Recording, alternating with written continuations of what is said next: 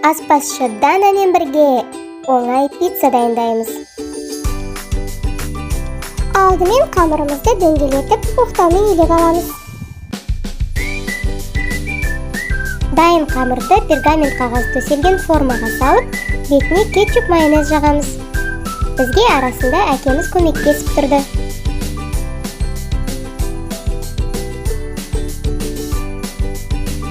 Майонезді ұмыттыңыз деп көрсетіп жатыр. Енді әдемілеп барлығын араластырып, бетіне қызанақты салып шығамыз. Арасында өзін-өзі өйстіп мақтап тұрады.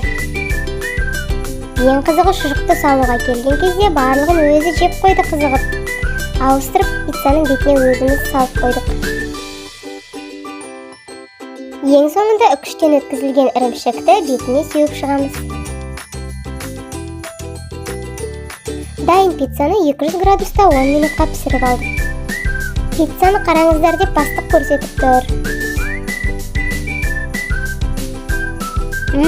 Дәмдісін-ай, сіздер де жасаңыздар. Көңіл бөліп қарағандарыңыз үшін рахмет.